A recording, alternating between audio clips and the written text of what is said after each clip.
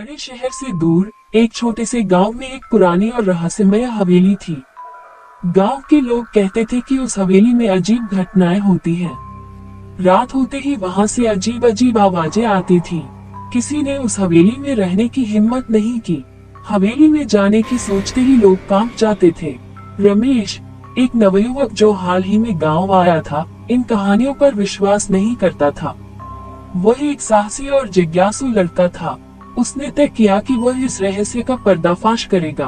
एक दिन वह दिन के उजाले में हवेली के पास गया और देखा कि हवेली के दरवाजे पर ताला लगा हुआ था। ताला काफी पुराना था और जंग खा चुका था। रमेश ने ताला तोड़ दिया और अंदर चला गया। हवेली के अंदर का दृश्य बहुत डरावना था। हर जगह धूल और मकड़ी के जाले थे। कमरे के अंदर फर्नीचर टूटे फूटे और इधर उधर बिखरे पड़े थे। हर कोने से अजीब सी बदबू आ रही थी। रमेश ने घर के चारों ओर घूमना शुरू किया। तभी उसे एक कमरे में एक पुरानी डायरी मिली। डायरी के पहले पन्ने पर लिखा था, ये डायरी इस हवेली के भूतिया होने की सच्चाई को बताती है। रमेश ने डायरी पढ़नी शुरू की। उसमें लिखा था कि यह हवेली एक समय में बहुत सुंदर और भव्य थी। हवेली के मालिक राजा विक्रम सिंह एक अमीर और शक्तिशाली व्यक्ति थे, लेकिन उनकी पत्नी रानी सुमन को एक अज्ञात बीमारी ने घेर लिया। उन्होंने हर संभव उपाय किया, लेकिन रानी की हालत दिन ब दिन बिगड़ती गई। एक दिन रानी की मृत्यु हो गई और राजा विक्रम सिंह इस सदमे को सहन नहीं कर सके। उन्होंने खुद को हवेली में बंद कर लिया और कुछ ही दिनों बाद उनकी भी मृत्यु हो गई। डायरी में आगे लिखा था कि रानी की आत्मा अभी भी इस हवेली में भटकती है और वह शांति नहीं पा सकी। रमेश को अब इस रहस्य का पता चल चुका था, लेकिन उसे डर भी लग रहा था। तभी उसे पीछे से किसी की आवाज सुनाई दी। उसने मुड़कर देखा, लेकिन वहां कोई नहीं था। अचानक हवा का तेज झोंका आया और खिड़कियां जोर जोर से बजने लगी। रमेश को अब यकीन हो गया कि यह हवेली सच में भूतिया है।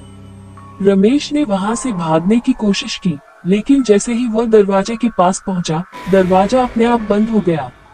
रमेश ने दरवाजा खोलने की कोशिश की, लेकिन वो खुल नहीं सका। उसे अब एहसास हुआ कि वो फंस चुका है। तभी उसे सीढ़ियों पर किसी के कदमों की आवाज सुनाई दी। वह डर के मारे पसीना पसीना हो गया। सीढ़ियों पर एक सफेद साया उतरता हुआ दिखाई दिया। वह साया धीरे धीरे रमेश की ओर बढ़ने लगा। रमेश ने हिम्मत जुटाकर पूछा, कौन हो तुम?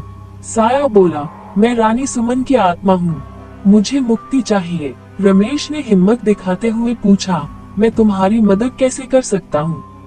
रानी की आत्मा ने कहा, मेरी मुक्ति के लिए तुम्हें मेरे पति राजा विक्रम सिंह की आत्मा को शांत करना होगा। रमेश ने पूछा, मैं ये कैसे कर सकता हूँ? आत्मा ने कहा, राजा विक्रम सिंह की आत्मा इस हवेली के नीचे बने तहखाने में कैद है। तुम्हें वहाँ जाकर उन्हें मुक्ति दिलानी होगी। रमेश ने साहस जुटाया और तहखाने की ओर बढ़ा। तहखाने का दरवाजा खुलते ही एक ठंडी हवा का झोंका आया और रमेश अंदर चला गया। तहखाने में अंधेरा था, लेकिन रमेश ने अपनी टॉर्च जलाकर रास्ता देखा। वहाँ एक पुरानी कब्र थी। कब्र पर राजा विक्रम सिंह का नाम लिखा हुआ था। रमेश ने कब्र के पास जाकर प्रार्थना की और राजा विक्रम सिंह की आत्मा को शांति की कामना की। अचानक तहखाने में रोशनी फैल गई और राजा विक्रम सिंह की आत्मा प्रकट हुई। राजा विक्रम सिंह की आत्मा ने रमेश का धन्यवाद किया और कहा, तुमने मुझे और मेरी पत्नी को मुक्ति दिलाई है। अब हम दोनों शांति से जा सकेंगे। ये कहते ही राजा विक्रम सिंह की आत्मा गायब हो गई और तहखाने का दरवाजा अपने आप खुल गया। रमेश ने ऊपर जाकर देखा कि रानी सुमन की आत्मा भी अब मुक्त हो चुकी थी। उसने रमेश को धन्यवाद दिया और हवेली से विदा ली। अब हवेली में शांति थी। रमेश ने गांव वालों को इस पूरी घटना के बारे में बताया।